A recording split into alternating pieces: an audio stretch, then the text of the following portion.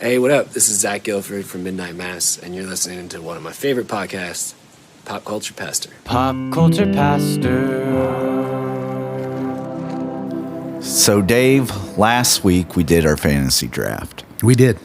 And you didn't know what my strategy was going into this. I'm still not sure what your guys' strategy was. Well, I know what Jackson's strategy was. Yes. My strategy going into it was going to be 70s, 80s, and 90s cheese action stars. So, like Chuck Norris, he's kind of cheesy. Jean-Claude Van Damme, kind of cheesy. Jackie Chan was an alternate. He's kind of cheesy. Yeah. But the one that I was going to select, number 2, but then you started going chalk and threw me off my game, so I had to switch to Arnold, which then threw off the whole lineup. But the one I was going to select, Steven Seagal. Yeah. And I had a really good reason behind it. Mm-hmm. Okay, so growing up, there was a movie. Let me pull it up. It is known as Hard to Kill. Oh, yeah. Came out in 1990. Okay. Kelly LeBrock's in that. Kelly LeBrock is in that. Yeah. So Stevie, as I like to call him, he plays a police detective who uncovers corrupt cops. And so to start off the movie, his kid's praying. His wife is there. She's all happy. And the kid's like, if I die before I wake, I pray the Lord my soul shall take. That sort of prayer. It's bad vibes in a movie. It you know is something bad bad's vibes. about to happen when that happens. So the whole family gets whacked. It was John Wick before it was John Wick. It was. And whole family gets taken out. Steven Seagal goes into a coma for years. And grows a Jesus beard and hair while he's in the coma, because you can't do great hygiene while you're comatose. Well, you can't. I think the nurses are supposed to, but Nope. Not this one. not in this one. But then he kicks butt. He has the Liam Neeson Taken skills before Liam Neeson had his Taken skills. Yeah. Special set of skills. Yes. Seagal, by the way, if Steven Seagal were here, was like, right? We did this. I did this all before them. Indeed. But that movie literally made me afraid to pray. So, I'm a little kid, and I didn't grow up in a Christian home. And so, I see this, and I'm like, oh, no. And literally, my dad could have been a widower and had lost both of his kids, but he would have grown a full head of hair. So that would have been a miracle, because he's bald. And avenge me! He'd have been a long line of movie people who've avenged. That was a Red Dawn line, by the way. That was. Avenge me, boys! Yes. So, yes. Yeah, that is a trope in movies, though. You start hearing the bedtime prayer. Something bad's about to happen. And if it I did. die before I wake, he's about to die. He did. I totally understand why you would think that as a young boy. And literally, I'm a little kid when I watched this, because Turner's broadcast had all these Steven Seagal movies. And I honestly think it's his peak movie. I know others will argue with me, but that's my peak Seagal movie. And so I would have taken him over Jean-Claude just based off this one movie alone and the story I could tell with it. Yeah. But then you went chalk, and I had to pull out Arnie. Yeah, sorry about that. Yeah, I think that's his peak movie. Some people would argue Under Siege. Yeah. On the boat with the girl from Baywatch. No, not that one. The one you don't think about. But yeah, so Seagal, thank you for that trip down memory lane. And he also was a law enforcement officer. Right. Yeah. He had that reality show. Yeah. It was bad. Mm-hmm. You could pretty much say that for anything Seagal. Although Hard to Kill, I have fond memories of. And I even think of Under Siege every once in a while. I mean, it was total cheese, but It was. It was fun.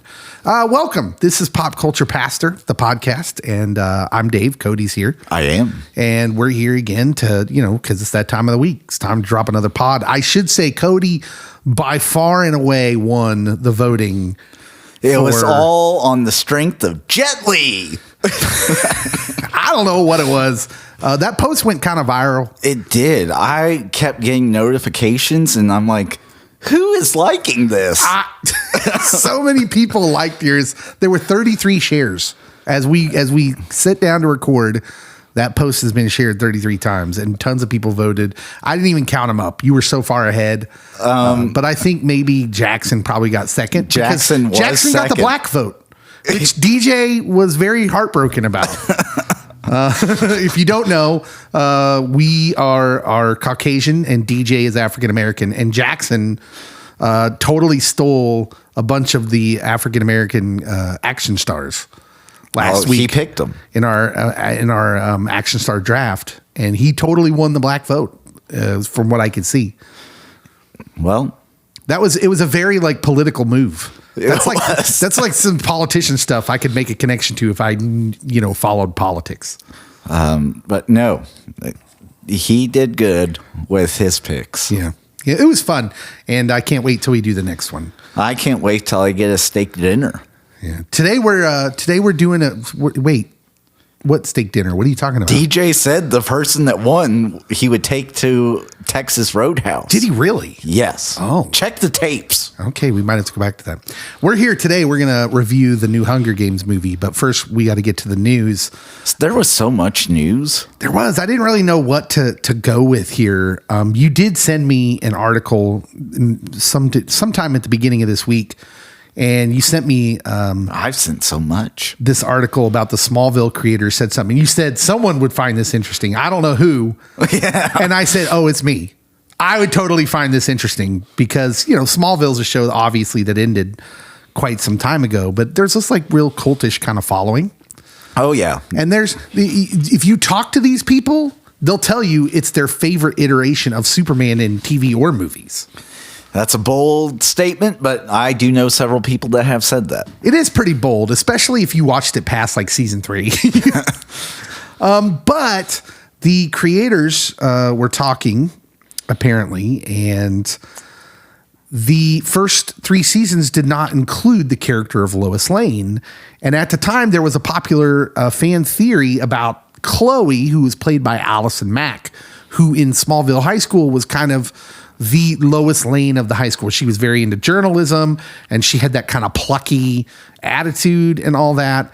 Later on, that theory would be dashed because, Erica Durance famously plays Lois Lane in later seasons of the TV show Smallville. But the creators, Miles Miller and Al Goff, they were on Talkville, the Talkville podcast, which is the one that the stars Lex Luthor and Superboy Clark, Tom Welling and Michael Rosenbaum. They do this podcast where they go through episode by episode. And the creators said, quote, we did talk about that maybe Chloe is the proto Lois, and that later on she had to change her identity or something like that, and she becomes Lois Lane. And the issue again was we wanted to get Lois Lane, but DC Comics wouldn't give him the character. DC it's so weird with their television shows that they allow to be made, and then they're like, nope, you can't use that character because they did it in Arrow, they did it in Flash, they did it in Smallville, evidently for a little while, and it's like, then don't share this property to be made by some company if you're not going to allow them to use all the characters. Well, and they explained that they probably still would have went with, hey, Chloe was actually Lois Lane. But the way Warner Brothers finally relented was they said at first you can have her for 2 episodes, the character of Lois Lane. And so they were like, okay, so we got to plan something where this is a different person, because Chloe was an ongoing character. Yes. And then they said, okay, you can have her for 3. And then finally someone from the Warner Brother television president at the time just said, well, forget it. Just whatever. She's in the show now. You can have her. Well, and so they ruined it because as a Smallville fan, I'm here to tell you that making Chloe somehow end up being Lois Lane would have been much more interesting. You've already got Lex Luthor in Smallville. You've already made that world way smaller and more intimate and connected. You might as well have done that too. I don't know why they were hesitant about sharing that character out of the Superman Right? group of characters. Like Lex, I could see saying, you have to do something big to get to Lex. Right. But that was the conceit of that show from the beginning, that Lex was going to be in Smallville. And they were going to be friends. Yeah. And so, like, if you share Lex, go ahead and share Lois. Yeah. I think that's why I liked Smallville, because it was very Elseworlds. Like, you understood, hey, this isn't canon-ish, right? Yeah. Like, they were telling just because kind of new, different story. And, you know, at the time, like Dawson's Creek and all those shows were big. And it was Party of Five. Yeah, you can definitely see the influence of those shows on Smallville. There was very much this teenage angsty vibe between Clark and Chloe, and then Clark and Lois, and Clark and Lana. Clark, knock it off. That makes Clark sound bad, but you know, originally he just had a crush on Lana Lang, and that was it. And Chloe had a crush on Clark, which was why it would have made sense for her to be Lois eventually. And everybody could see that Chloe was the right person for Clark. Yeah. And now it's weird because the actress was involved in some shady, weird things. And going there. Has made our mental picture of her weird. It's weird now. But yeah. So anyways, some interesting stuff from the creators of Smallville, if that's your bag. I watched a few episodes. Seemed nice. So the screenplay. Okay, so we got the Madam Web trailer. We did. And it looks, I don't know. I want to be kind. I don't want to just rip it. So I'll tell you what my wife said. What'd your wife say? She said, that looks intriguing. Like, I want to know how all these Spider Women-esque are all connected. It's interesting. Like, it'd be interesting to see how the normies react to it, right? Because your wife would be a normie. She doesn't have a history in comic book geekdom, especially with any spider people. Because when I watched it, I was like, "Oh, this looks so CW." It looks so CW. This is like the Marvel version of like Arrow, Flash, you know, that kind of stuff. Smallville. Those shows had their moments. They did. But like, to make it a movie is a whole nother thing. Because, I mean, I think that goes in line with like the Batgirl movie that HBO Warner Brothers canceled. Yeah. Here's the thing I want to get to, because this kind of surprised some people. So their movie website, you know, went live with the synopsis and the people that worked on the film. And, you know, this movie's gone under so many rewrites on rewrites, right? Because Sony is scuffling with their Spider-Verse. Animated, they're great. Yes. Venom, they're okay. Everything else, if Disney's not involved, it's scary. So they listed the screenwriters. So the final credits for the screenwriters of who's getting the credit for this, whatever version of this movie we're about to see. Don't put my name on it. No, Claire Parker and the director, S.J. Clarkson. Now, here's the problem. These were people that were on the Morbius movie. It's Morbin time. Oh, I know. Like this, you went with that version. You went with the people that wrote that movie. I am not, my intrigue level goes way down.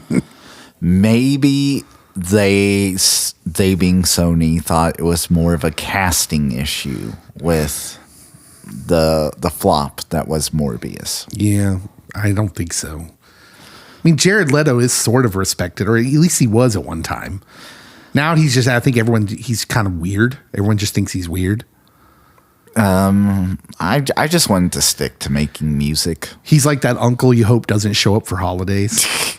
Like, not because he's not nice or anything. He's just like kind of out there and you never know. He's unpredictable. He's a loose cannon. Taika Waititi was also making news this past week. Oh, I love this so much. He was on an episode of the Smartless podcast.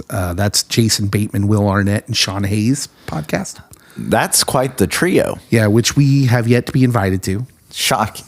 So, Jason and Will and Sean, let us know if you want us to be on the pod. But we'll do it. We can do a duo. You can be on our pod to get our listeners. Yeah. Because I know you're struggling. Anyways, he was on their pod, and he talked about how he ended up directing 2 of the Thor movies, including the most recent one, 2022's Thor: Love and Thunder, which is a controversial movie. Source of contention here on our pod, because Cody, of course, liked it, and I did not. And he said this, quote, "You know what? I had no interest in doing those films. It wasn't on my plan for my career as an auteur." He said that word. But I was poor, and I just had a second child, and I thought, you know what? This would be a great opportunity to feed those children. I mean, they're going to live well for a while. He added, and Thor, let's face it, it was probably like the least popular franchise. I never read Thor comics when I was a kid. That was the comic I'd pick up and be like, ugh. Now, okay, so I have some thoughts here. I have some thoughts, too. So didn't you have to kind of explain? So he has no connection to the character of Thor. He didn't care for it. And that's not like, I don't think that's a deal breaker, but someone involved, and that's usually Kevin Feige, has a love for the IP, for the intellectual property, the canon material. And I think the stories we've heard from Marvel is that when Ragnarok is made, Feige's got a much stronger grip on all the production. But by the time Thor and Love and Thunder is being made, they've got like the Disney Plus stuff, and he's drawn thin, and he doesn't have quite as tight as grip. And now the problem becomes you have a guy in Taika who admittedly says, well, I took the job for the money. And the comic books I was into, Thor wasn't one of them. In fact, I didn't really like Thor. Some of the Thor stuff, it draws out forever, it feels like. Yeah, well, which makes sense when you look at a movie. If we just pull back, and I'm not saying good or bad here, if you just pull back and look at Love and Thunder with a wide lens, and you understand, like, that movie looks more like Taika. It has the character of Taika. It does. More than the character of Thor, which Ragnarok, I felt it was perfectly balanced. You got the kind of the zaniness of Taika, but you still had that balanced with kind of what Kenneth Branagh brought to that franchise, which was more like the comics, this sort of Shakespearean play involved in this family of gods, So, like, even if he's not familiar with the comics, he's going to be familiar with the mythos around it just because it's based off of Norse mythology. We literally have a whole day of the week named after Thor. And he would have been exposed to Thor by reading other comics. Yes. And so, like, it's not like, oh, who's this character that they are just handing out on a silver platter?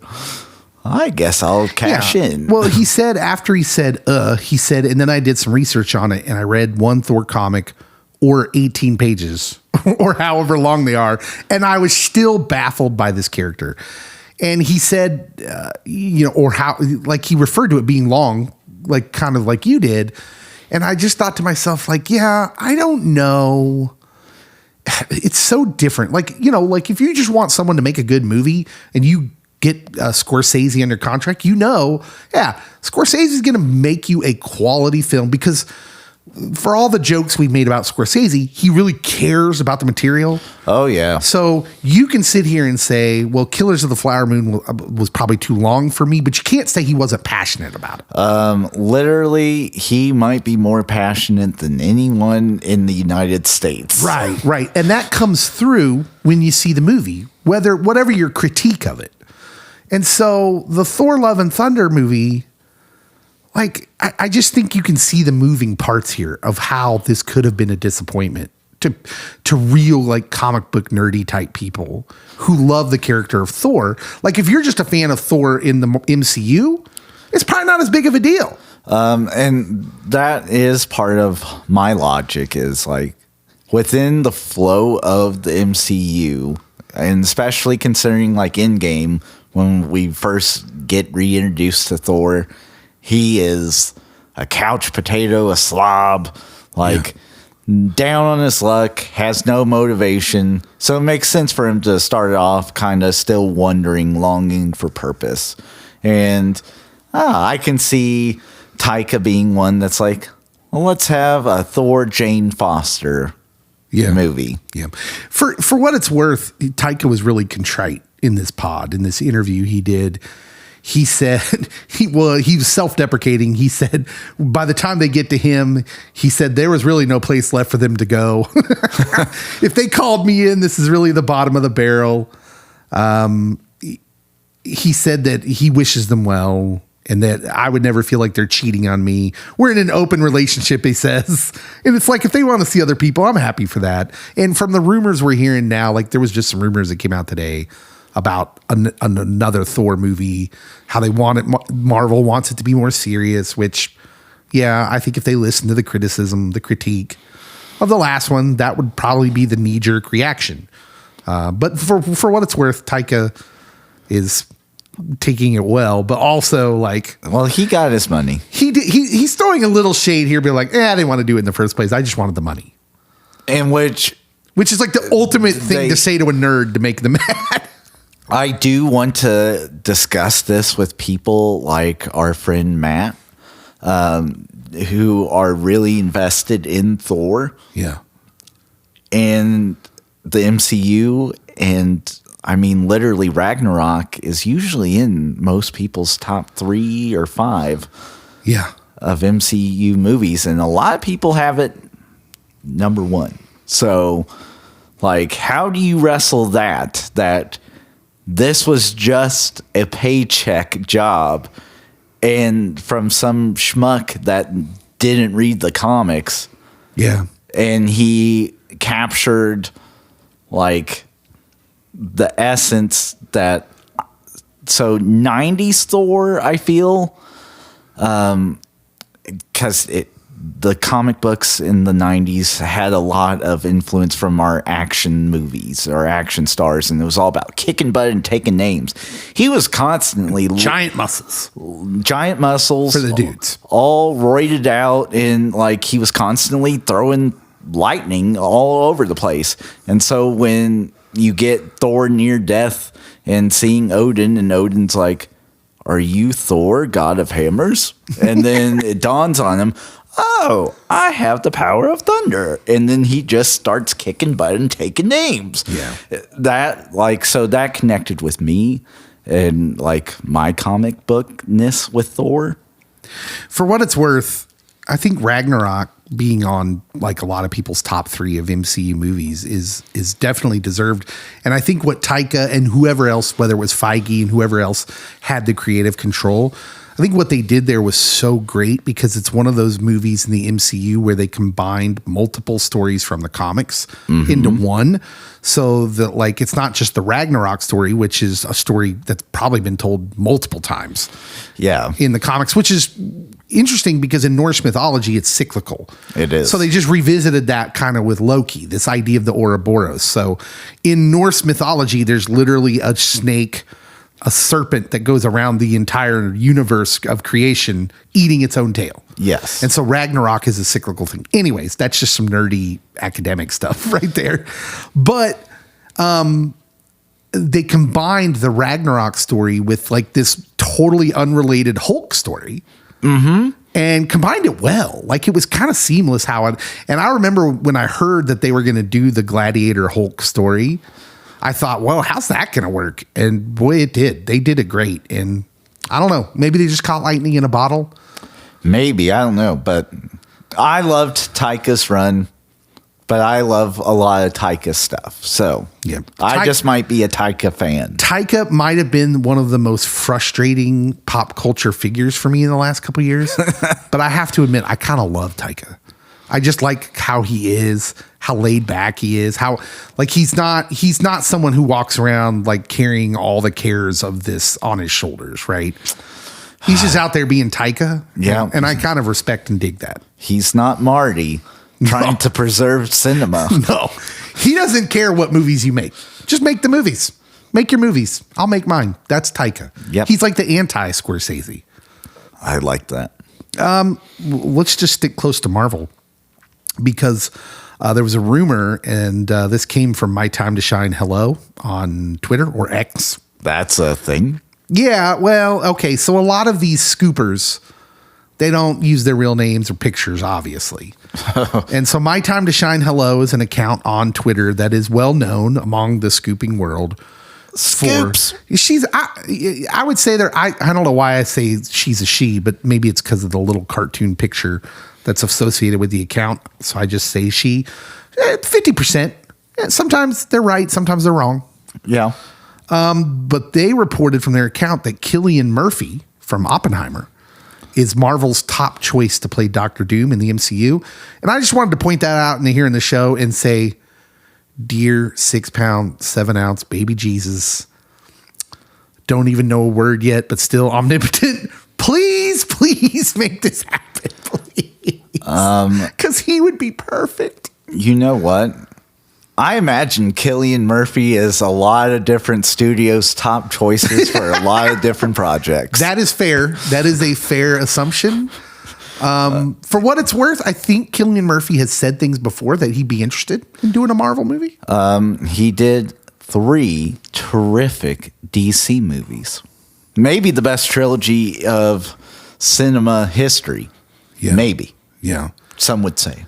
And it's weird because his character is very bit, except for in the first one. Yes. He's kind of like the shadow villain in the first one. You think he's going to be the main villain, and then it's someone behind him. It's Liam Neeson. But then he kind of still appears in the next couple, which in like he's little the cameos. only villain that does it. Yeah. And so it's interesting. And part of that probably is Chris Nolan, I think, just likes Cillian Murphy. So Cillian Murphy actually auditioned for Batman. And oh, did he?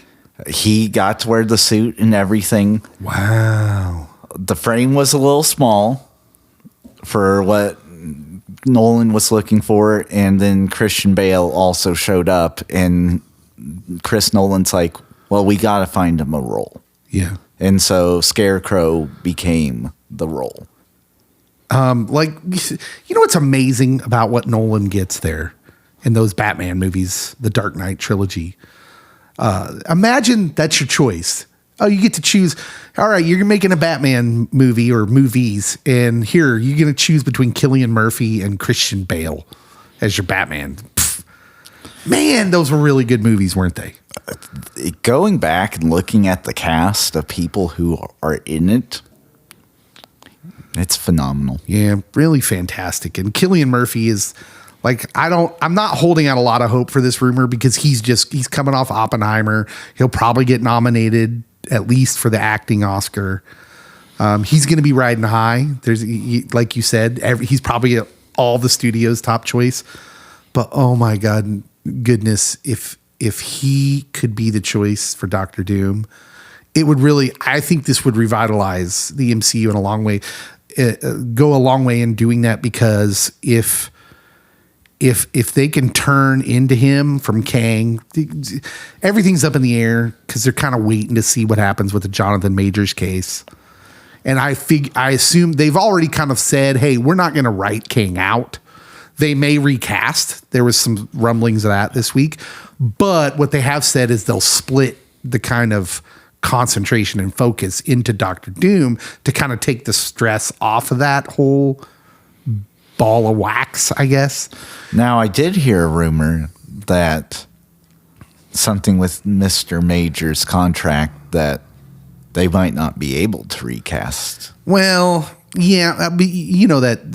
So there's a phrase: contracts were made to be broken. Yes. And if he gets in hot water, like if this trial doesn't go well for him, I assume their lawyers will find it out.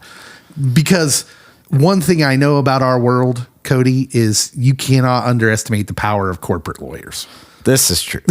I think they'll probably find a way out of it. / like him having a contract that makes it so he has to be every variant of Kang and like no one else can play. Yeah, I just don't buy it. I just think that would be a bold contract, especially if that trial goes badly. I just have to figure they'll be able to lawyer with their way out of that. I mean, usually there's clauses for legal issues, but Yep. All right. Well, that's the news. We're going to get into our review. We saw The Hunger Games, The Ballad of Songbirds and Snakes. we did. And we're going to talk about it right after this.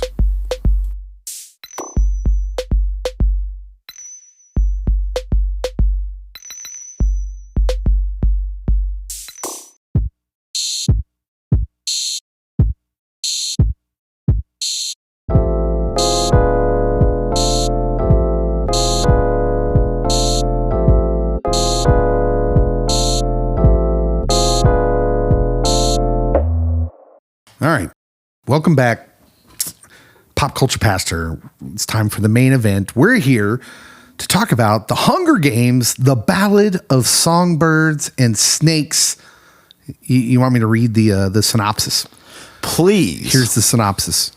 Years before he becomes the tyrannical president of Panem, 18-year-old Coriolanus Snow. Like, could they have not picked a simpler name?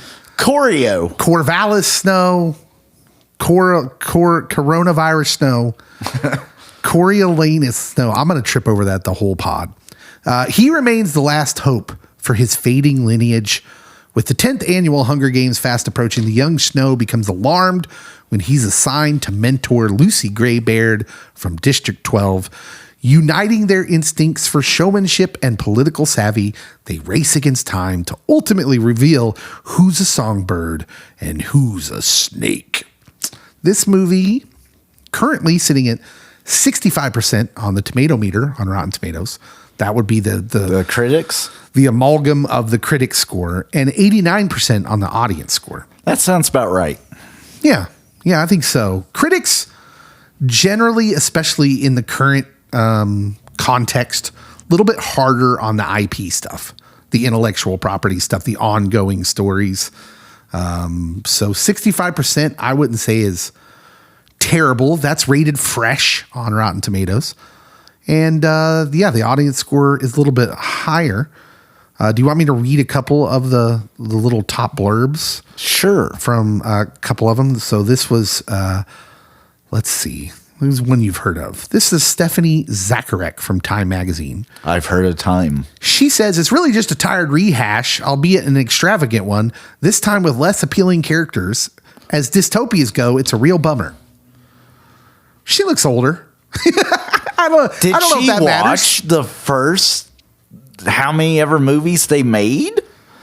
Yeah. Oh my goodness. Like, this was such better storytelling. It was obnoxiously how much better the prequel was to, especially the first Hunger Games. Yeah. We'll get to our scores at the end. I don't know that I agree with her. She and I are going to have bows. Cody has beef. Cody has beef with Time Magazine's movie critic. Matthew Lacona from the San Diego Reader says, the story here is strong enough to stand on its own, but of course it is a prequel, and there is a grimy pleasure in seeing the clunky early iterations of the later game's slick social machinations. Thank you. Yeah. I agree. I mean, yeah, sure. I found it interesting, all of that. Let me see if let me find another big name here. Well, that's all the big names are there. That's all you need. Yeah. One good, one bad. Jackie Cooper from JackieCooper.com. Most trusted name in reviews. This dude just reviews movies. He's not one of the top critics, if you're wondering. Oh. But he says absolutely zero chemistry between the two leads, which is funny because if I'm looking at his picture, I'm being like, I don't want to be judgy, but I'm thinking this dude hasn't felt chemistry in a long time. You know what I'm saying? Ouch. Oh, Jackie, I'm just kidding. Jackie, I'm sure I'm going to go check out JackieCooper.com just because I feel bad. I feel bad about that joke. You're better than that. So, broad strokes of the movie here. It's a prequel to the Hunger Games. It's you're following this character of Corny Meowless Snow. Coreo. Just call him Coreo. Coreo? Okay. Yeah, Coreo. that's what they call him. Their friends and family call him Coreo. Why, though? Like, why did the writer of this have to give him the most complicated name? Because he becomes the president of Panem. Yeah. Or whatever this world. He's very fanciful. I get it. So it follows the early life of this guy who becomes this kind of tyrannical leader that we see in the later Hunger Games movies. And this story is a story of early Hunger Games, how these young, I don't even know what you would call them, because it's sort of like an academy that they're in. Yes. I wouldn't call it just like I'm sure they had like normal schools, but this is not, I don't think you're supposed to think the normal schooling for Panem kids. These are for like the elite. Yes. So I think even the elite of the capital, which is already the elite of the elite of Panem. Right. And they do a good job in the movie of like kind of showing the struggle, because Choreo, as it turns out, doesn't come from, he has some good lineage. So his grandfather, is it his grandfather who is this famous general? Or was it his father? Well, one of them dies. The dad dies. I know that. Yeah. It's either his father or his grandfather is a famous general in this big civil war they had. And he's kind of living off that recognition, right? Because as it turns out, they're poor. They don't have any money. Dirt poor. Which in that society is bad. Literally have to use the bathroom tiles to make your buttons. And anyways, it's the story of him in this struggle in this academy, being one of the first mentors to the kids that are in the games, who of course are these, if you're familiar with the Hunger Games story, they're kids from these defeated districts in the Civil War. Mm-hmm. And this is their kind of way of punishing them by gathering one kid from each district and having them fight to the death, which, whew, man, this story continues to be like super heavy. Which it's interesting because this, I think, is the 10th anniversary of the game's beginning. Uh-huh. In which, by the time we get to Catnip, we're just going to keep changing the weird names. Well, that's what they nickname her. But I think that it's the 75th. So there's 65 years between this movie and the first Hunger Games. Man, that means he's pretty old. President Snow is Donald Sutherland. And so Don is not young. he's not chipper. Not young and chipper anymore. So it kind of takes us through this early iteration of the Hunger Games with a young Choreo Snow and the girl he mentors from District 12, and they kind of embark on this relationship that kind of happens and how it changes them, how it affects the games, and kind of thrusts him into what he's going to become, right? That's generally the conceit of this movie. So Cody. Okay, I fibbed. The first one in the movies is, in the first book, is the 74th. Oh. The 75th is where they bring her back. They bring back all the survivors and they have to fight each other. Okay, thank you for clarifying. Yes, I knew that Facebook, Instagram, and X would be all over this. Let's get this out of the way, okay? Because we understand that some of you listeners are super into the Hunger Games. What you will realize is that Cody and I are not. I will tell you, I read the first book before the first movie came out. You read the book, okay. I read the first one. And I started to read the second one right as the first movie's coming out. And I watched the first movie and I'm like, holy cow, this is such trash. I am not going to read ever again. And like, I loved the first book. The first book had so much of the character's psychology, like what they're feeling and what they're going through, their teamwork in the games, the survival of the games. Like, it was epic in its like storytelling.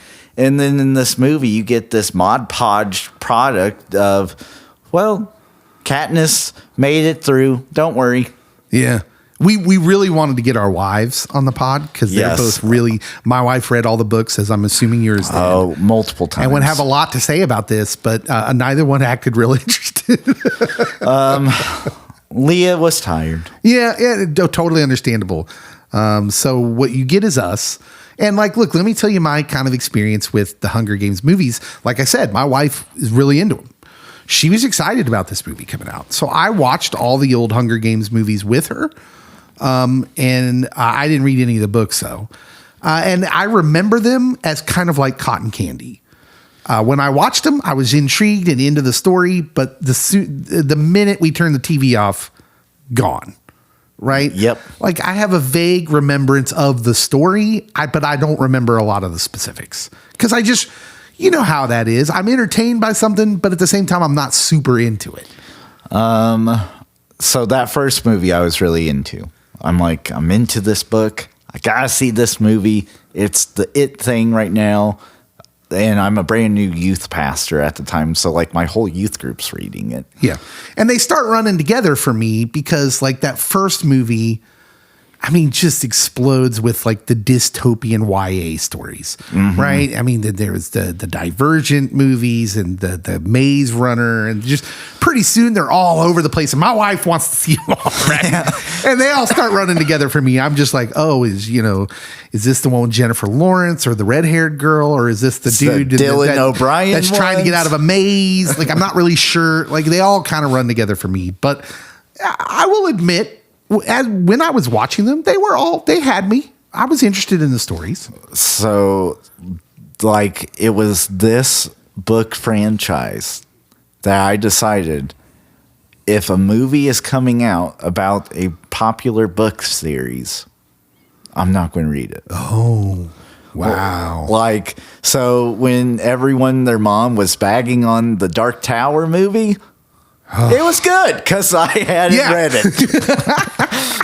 So, yeah, because I haven't read all the Dark Tower stuff. I did read some of the comic graphic novels that they made to go alongside them.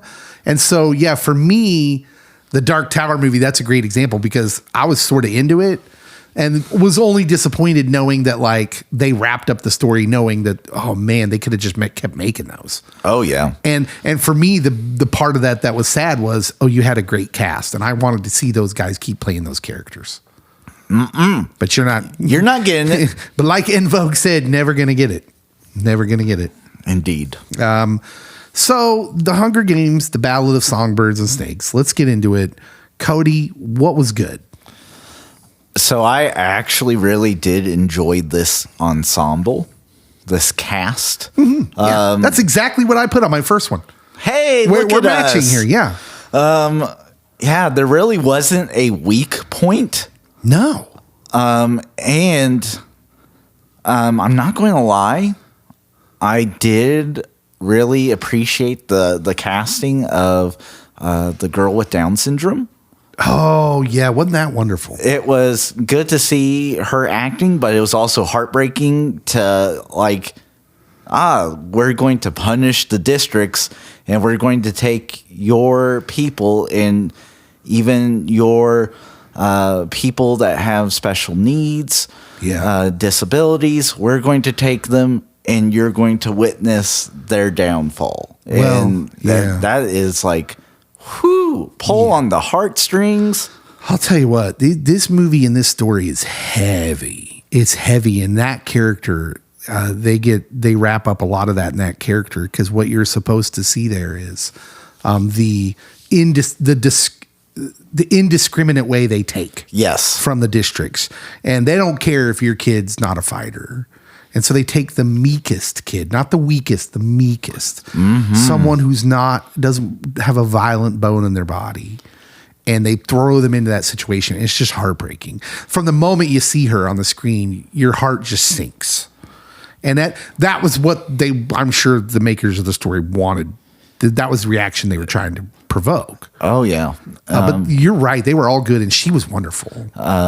So there is one character that my wife was like, because she watched it before going again to watch it with me. And she's like, Cody, there's one character that reminds me so much of you.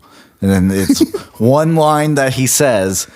And then, like, she's like, no, there's actually quite a few lines that he says that this just nonchalant kind of joking manner. And it is Lucky Flickerman. Lucretius Lucky Flickerman. Yeah. Dude. Jason Schwartzman you do nailed bear it. a resemblance. If you just shaved off the rest of the goat and just left the mustache. Oh, so the thing is I really love Jason Schwartzman and most anything Jason Schwartzman's in. Mm-hmm. And so when she said, oh, it's the host, and I'm like, Jason Schwartzman? Yeah, I'm winning. Side note, when Cody told me his wife said there was a character that was Cody, and he told me, Cody said most people wouldn't get this, I immediately knew the character. I guessed it. Oh, it's definitely Lucky Flickerman. And the one line that sealed it for my wife was the tuberculosis joke. Because if someone has a cough before COVID, it was always tuberculosis. Right. So one of my old middle school teachers used to make tuberculosis jokes because back then we would go to school anyways when we had a cold. Yes. You didn't get to not go to school unless you were vomiting. That was obviously pre-COVID. Now, if you got the sniffles, you can't come. Stay home. But yeah, so I'll just add on to that. The cast, especially the main, the core of Tom Blythe, who played Corio, and Rachel Ziegler, who, look, Rachel Ziegler is sort of a hot button because of things she said in interviews about the upcoming Snow White movie. I think she actually has the hardest job in this movie. She does. Because she's got the one character in this movie who could have come off real corny. Mm-hmm. And she actually does a really good job of making not just believable, but there's a lot of singing and sing-songy type stuff in this. And not only does she make it believable, but she makes her magnetic. And the lore that builds up to that first Hunger Games book, she does a good job of carrying that. So you're like, oh, this is where Katniss gets this and gets that. And this is why District 12 does this. And I was sucked in by her. And the ultimate bad person in any role she's in, Viola Davis. Oh, she was fantastic. I'm like, Viola's back. Yeah. Because there was a lot of DC slander. And they're like, oh, she's so boring as Waller. Waller's not an exciting person. Waller's just tough. And so she shows range with her Dr. Volumnia Gall. Dr. Gall. So the names, man, why? Because it's a fantasy world, Dave. Oh, yeah. The names are so hard. But she was great. Viola Davis was great. And her blue eye. Yeah. The look of her, the makeup was just all played together. Very capital. Yeah. So yeah, I thought the whole cast was very good. It was super believable to me. No one took me out of the movie. Mm-hmm. Which, hey, that's all you can say about acting. Is if there's someone whose acting is taking you out of the movie, that's not good. But everybody was in their lane, and it was believable for me, and I was into it. The next thing I have on my what's good list is I dig the whole story of Corio he has to pretend to be rich, right? And the culture that he's in, and this idea, because look, there are people in our culture today that literally pretend to be rich. Like Donald Trump, for all intents and purposes, at many times in his when he's been known, not now, he's probably rich again now, but he's declared bankruptcy a few times in my adult lifetime. And so there were times where he's just pretending to be this billionaire rich guy. And so that's instantly interesting to me. This kind of situation that Snow's in, the young Snow, where he's in this situation where you understand that his character is the smartest. He's brilliant. He's genius, but yet he still would be a pariah if they knew the truth. Oh, yeah. And especially since Dad got killed in District 12, in a trap that, like, he's kind of borderline iffy. Like, he's living off the good of his family name, but he doesn't have a penny to his name, and there's still that kind of black eye moment on the family as well. So, like, he's there. And I mean, so having not read this book, which my wife did, I didn't know how the games came to be. And you find out that, Peter Dinklage and his classmate partner, who just happened to be Corio's dad, were the ones that came up with the games. Yeah. Yeah. And primarily Corio's dad. Yeah. Right. And which we learn later on. And we can get into that Yes. a little bit later because I have more thoughts on especially Peter Dinklage, who when is it okay to give him a Lifetime Acting Achievement Award? He's just great in everything. I was willing to give him one in Infinity War. Yeah. I was ready at that point.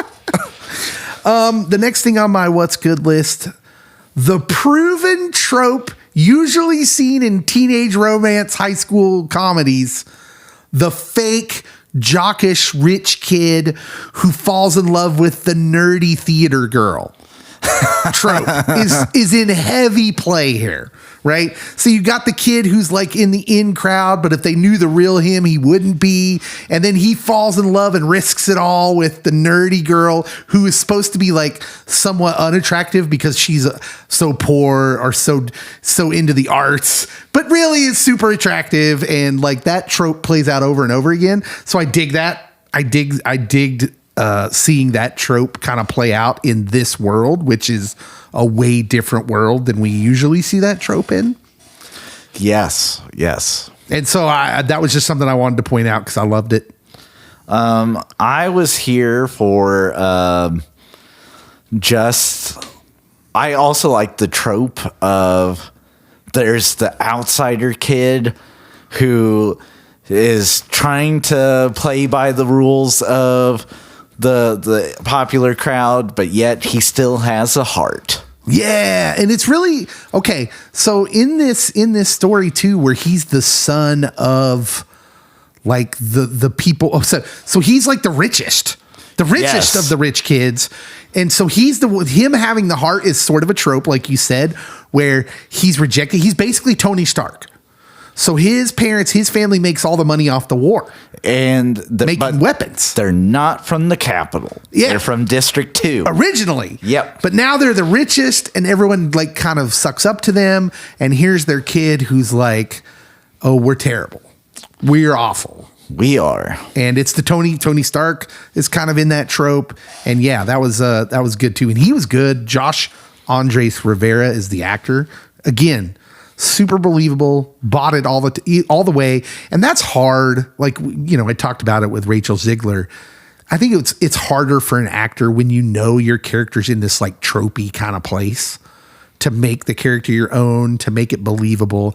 And I just want to give props to the cast because this is a franchise movie. It could have been super hokey. And I never felt that while watching it. So, insider story. Oh, we got insider information here in Pop Culture Pastor. Thanks to my wife, Leah. Shout out. So, Mr. Rivera, who plays young Master Plinth. Sejanus, yeah. Yes. He's actually dating Rachel Zegler. Really? Yep. Well, there you go. You don't get that news just anywhere unless you Google it. I will make sure the rest of this podcast features no Rachel Ziegler slander in honor of young Josh. Because, you know, we have maybe been guilty of some Rachel Ziegler slander. I just think that she is latched on to a very bad project. Yeah. Because the live action stuff, just leave the originals alone. Right. She's in the Brie Larson spot. She is. Right. Where she's a part of this project and then she's like saying all the wrong things. Like, just own it.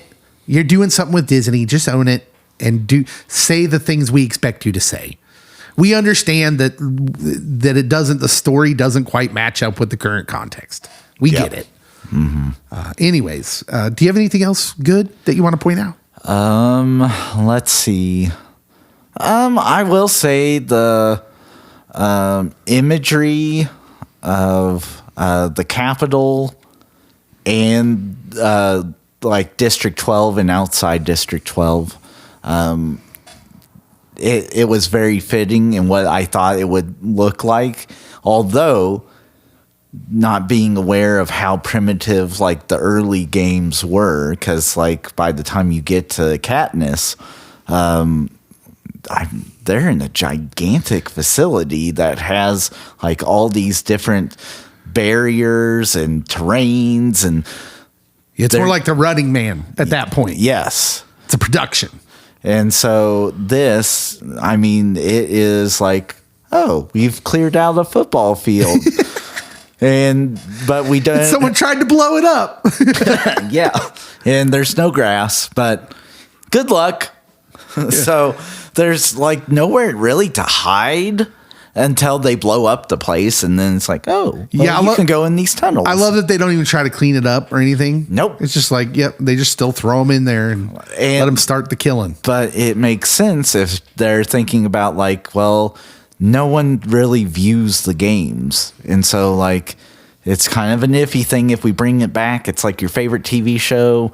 Are they going to bring back another season of Lost or are they not? Oh, does anybody care anymore? Does anyone care? Yeah. And so you got to do something big, and then like they do the big things. But yeah, no, I love the imagery of like the Capitol and the District 12 and outside District 12. Yeah, I'm gonna say that this will lead into my what's not so good. Okay. This isn't actually on my list, but I had thought about it. I wish we would have seen that fleshed out a little more. The whole post-war. This actually is on my list of things not so good. More on what years of war does to the society. So the fact that they don't care about the Hunger Games and how grotesque they are, that does line up with a culture that's been around war. Look at the Middle East, who doesn't even flinch at some of the barbarity that happens in that area of the world because they've been around it. So this was a problem that I had with the other movie I watched this weekend, because I watched Napoleon. Oh, and like there's like 2 or 3 revolution like moments that happen, and like no one really bats an eye, and like it really doesn't explain how we got there, or like when Napoleon comes back from his first exile, like what the people are feeling. And so yeah, I can see your point with that. Yeah, like I would only counter it with like, so for a lot of Hunger Games fans, I think this was just primarily more about snow. Right. And so you got to decide what your focus is, I guess. Well, and that kind of leads into what was first on my what's not so good list, which is prequelitis. I'm going to call it prequelitis. And we see this with so at some point, all the intellectual property that sustains will do some sort of prequels. Even Harold Potter. Right. And the problem with this is what I call prequelitis. It's you're telling a story where the goal isn't to tell us a good story in all facets. Sometimes it's just to make these connections. So like, okay, I'm going to draw this dot out here in the past, and I can tell this story and it could be really interesting, but I have to make it connect with this dot. And then sometimes the story gets lost in that. Right. So let me give you some examples. Okay. They introduce mentors. They give you this half-hearted kind of couple sentence explanation of exposition. But why? Like, why are there mentors? Why did they come up with this decision? Because the games were dying. Yeah, but why? But you know what I'm saying? Like, how not just why, but why is this? Who comes to this conclusion and why? Why did they people think this would make it more interesting? Why is this going to get more viewers? Do you know what I'm saying? why does the girl being a singer make people want to watch her die? Right? So the whole thing is that we see Corio's. So they make her a singer because we have to see that Coriolanus, some of that genius he's going to put into tyranny later of making it a spectacle. And we have to see that. That's why she's a singer. So you see, like, they kind of back build her character to be a singer. But you never really explain why the people in this context of her being a singer, we see them having emotional reaction. But we don't really understand. But okay, now it doesn't really connect to, okay, now I'm really interested to see her die. Well, why? Well, it's interesting because, like, her song that she first sings, like, it talks a lot about where she's come from and about where she's going, which is potentially to the grave. Yeah. So I think that because the way the first Hunger Games book read was like, being in any of the other districts that are not the capital, it's pretty hopeless. Right. You have glimpses of fun, but it is just brutal. It's completely impoverished, and only good things happen to the good people of the capital, and we're just going to keep getting punished year after year. Yeah. And this might be, a question for our wives who've actually read the book, because I'm Yes. sure they're able to flesh that out a little bit more. I do know there was a ton of detail that was not in this movie that my wife's like, well, this could have been helpful, or this could have been helpful. Right.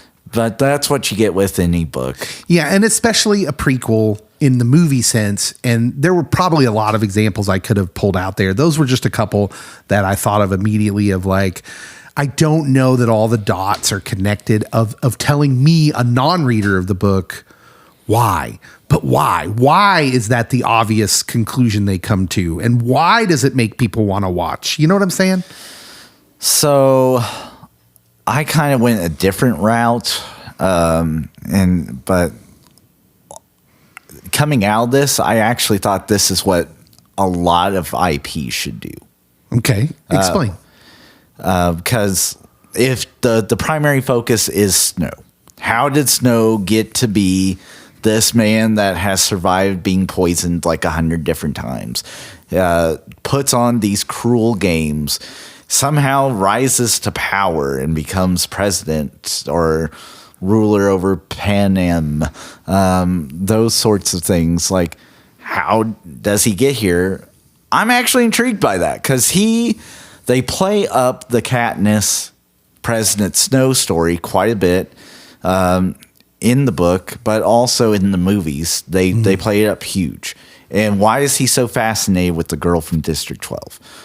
And so if there are these good connectors back and you flesh out him, I don't need everything else fleshed out. I'm actually intrigued by that. Where, like, I think Fantastic Beast misstepped.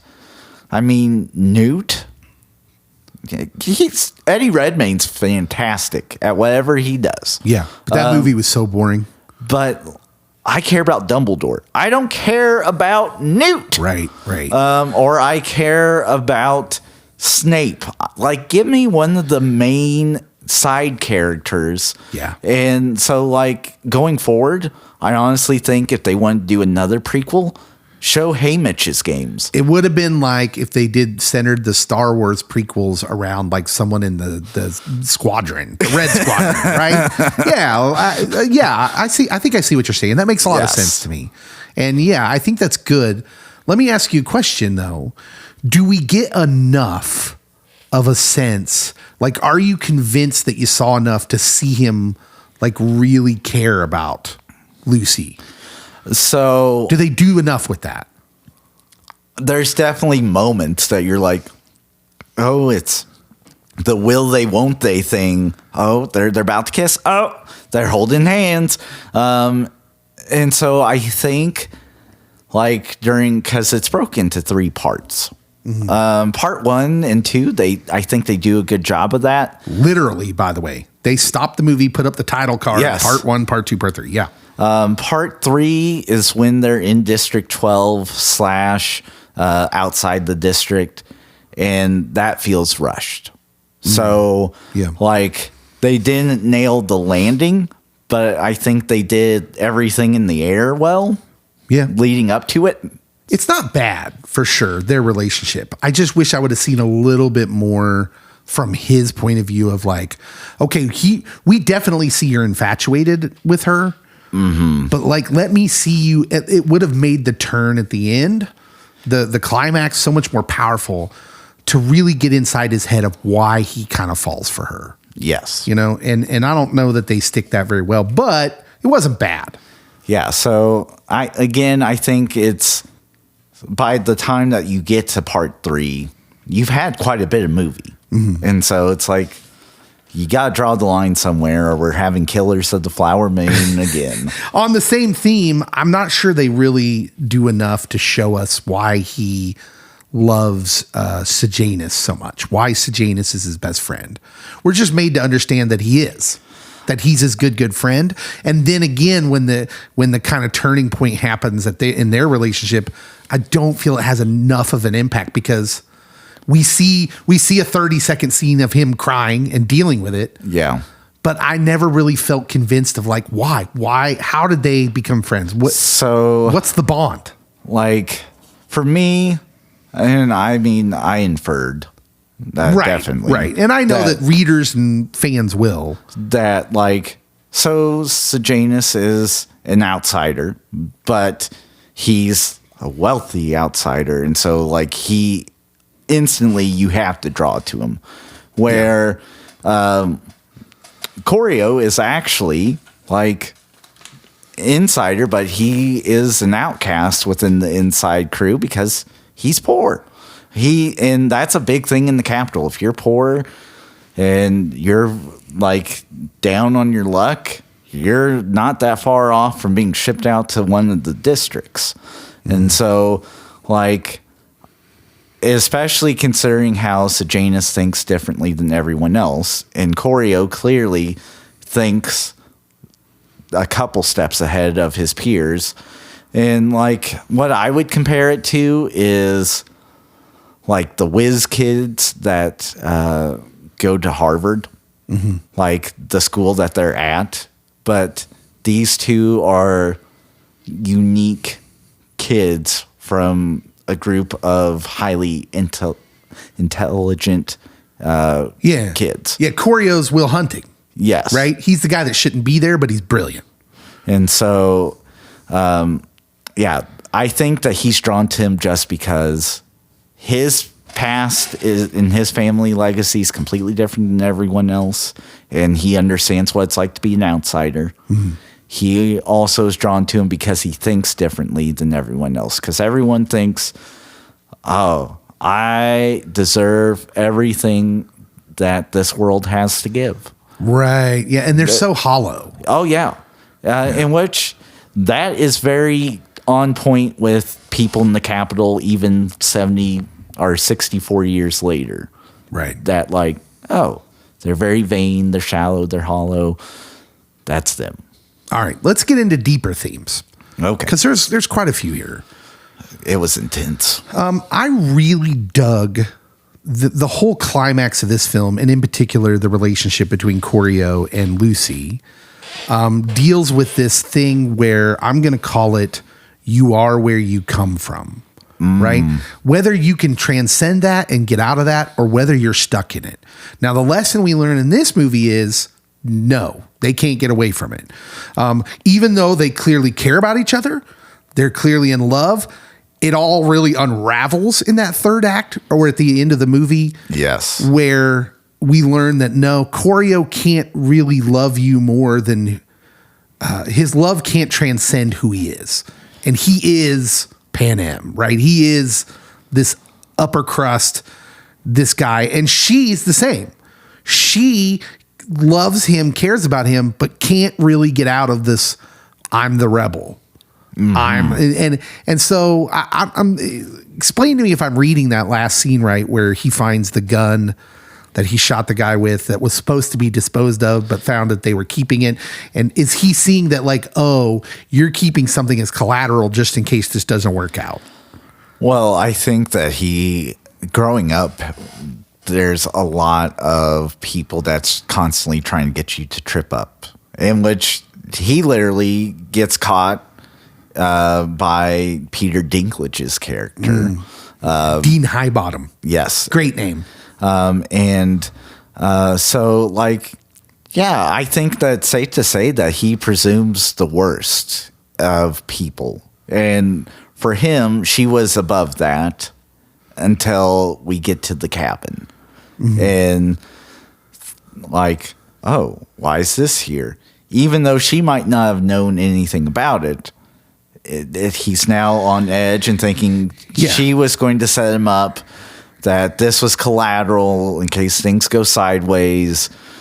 He's going to be hanged from the hanging tree. Yeah, it makes all the sense because he can't get past it. Once he sees that, he can't get past the idea of, well, when you love someone, you make yourself completely vulnerable.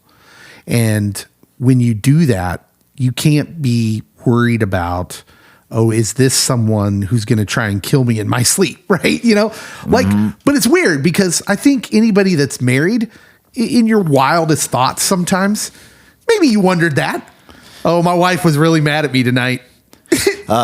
She wouldn't. No, she wouldn't. But the thought happens, right? Yeah. So there's also a weird thing that happens.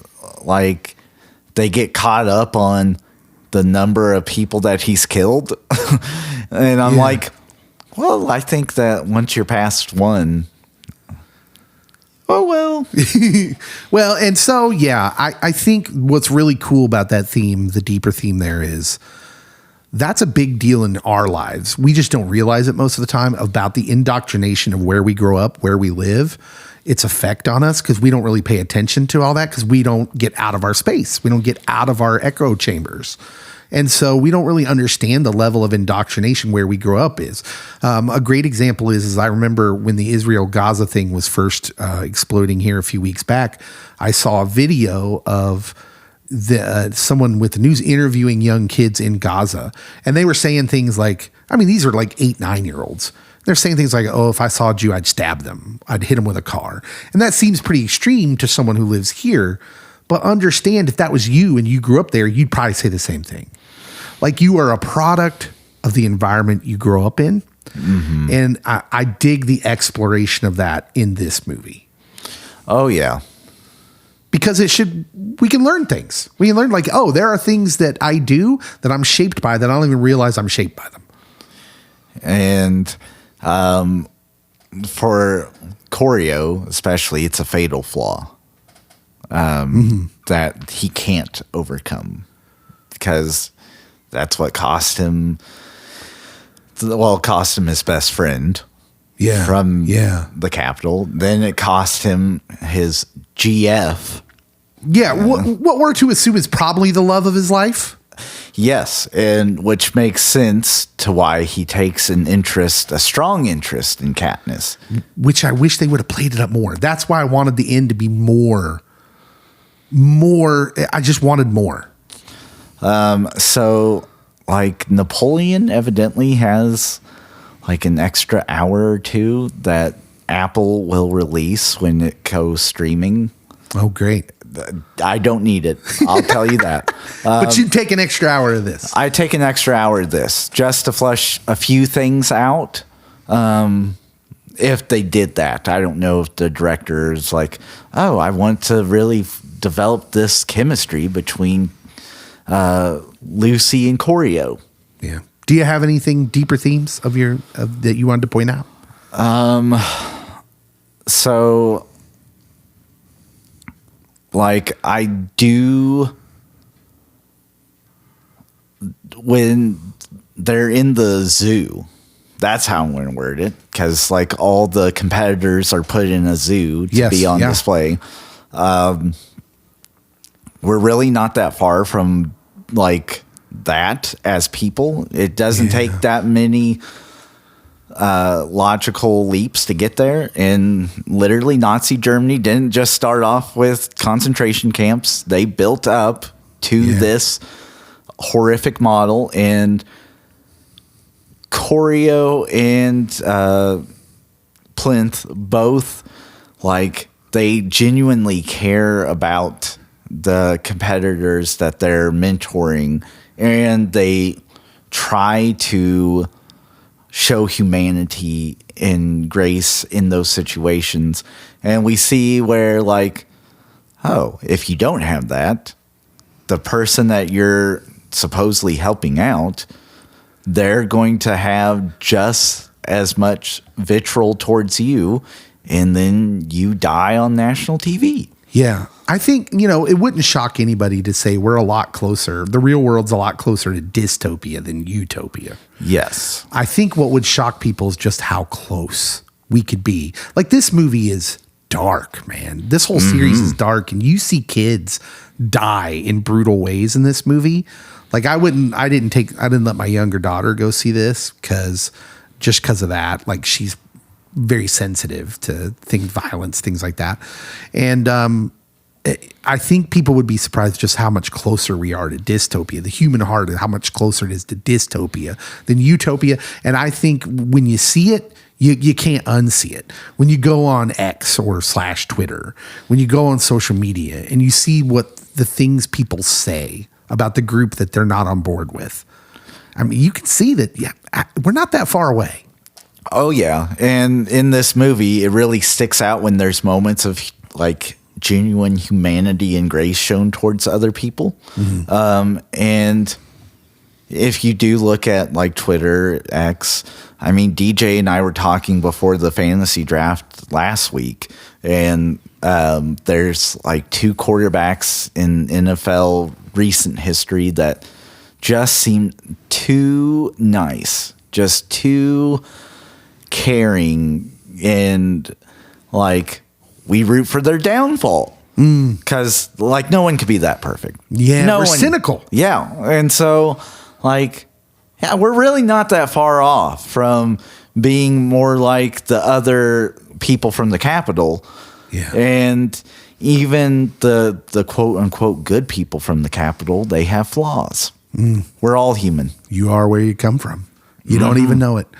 Cody, who's the winner of this movie? It was nearly Choreo for me.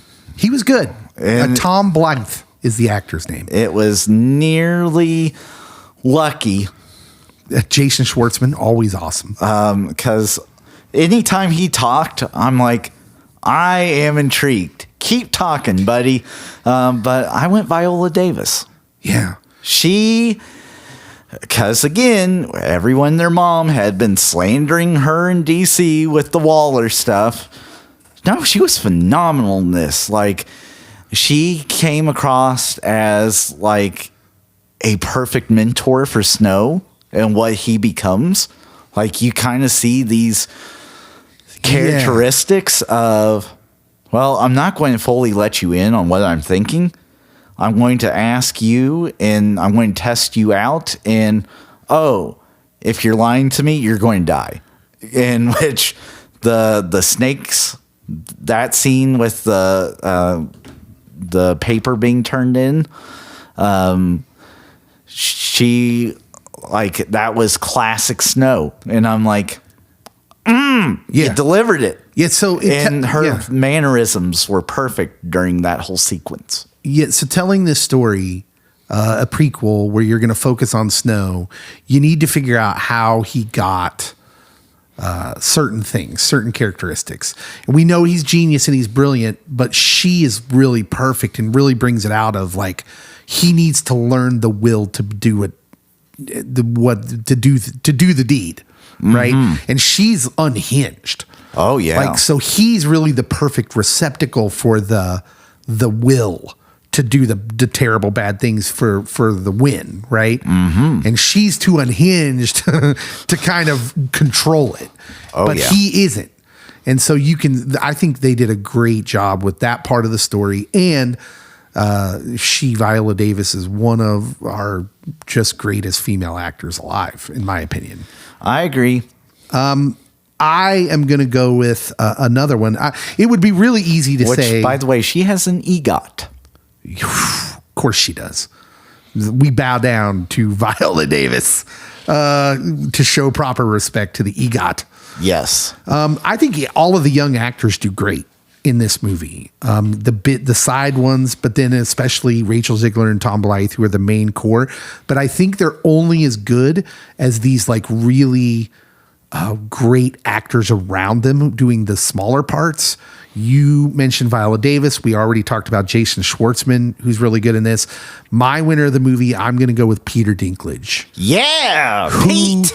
Like, you know, if you saw him way back when and things like Elf and stuff like that, yeah, you were starting to see like, oh, he's got some gravitas. It's Game of Thrones where we really see him like, oh man, this dude is really, really good. Because as a book reader of Game of Thrones, when I found out they were turning that into a show, I thought, who are they going to get to be Tyrion? Because Tyrion, like that's the best role in the whole story of Game of Thrones. He's the most interesting character, and he's just got the biggest rises and falls. And like, he's just unique as a character anyways. And I can't really think of other characters like him in other stories. And so you get the guy from Death at a Funeral. Yeah. He's really in a position to fail when Game of Thrones becomes a thing on TV, but he nails it. He makes it his own, and he is absolutely awesome.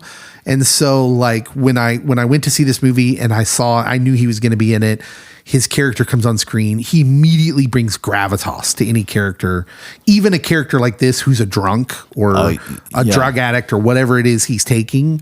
Oh man, he's so good. So good. When he delivers that news of it was a joke assignment and your dad made the games and signed my name to it, and like that being part of the baggage that causes him to be an addict or use substances.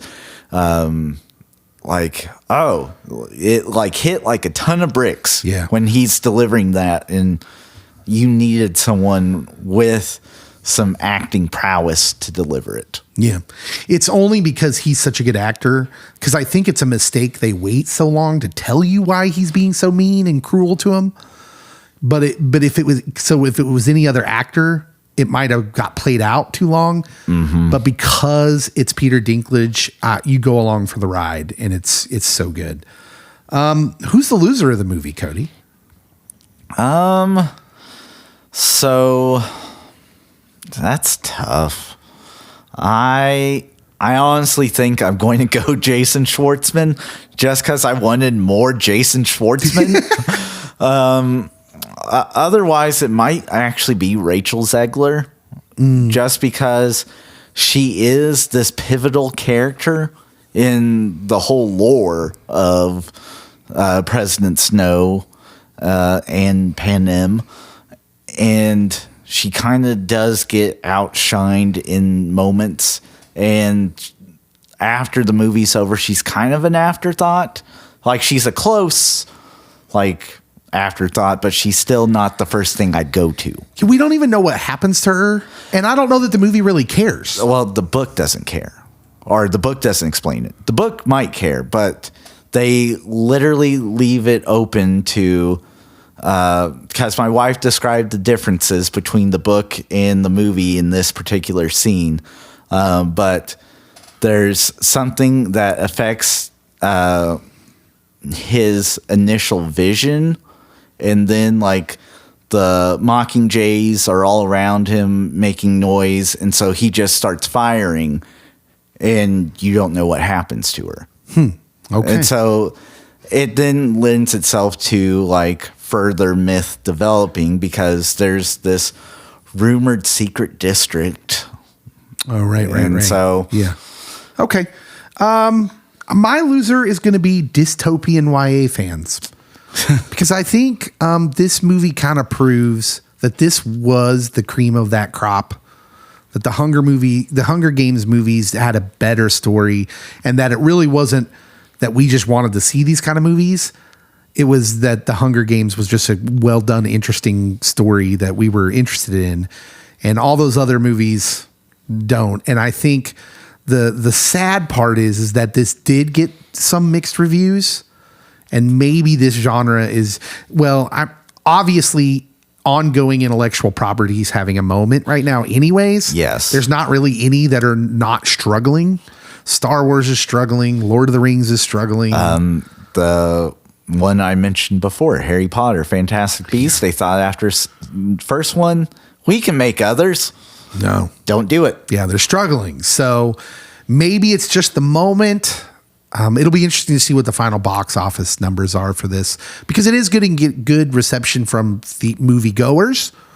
You're hearing good things. They like it, but yeah, we'll see. And so I'm worried about my dystopian folks.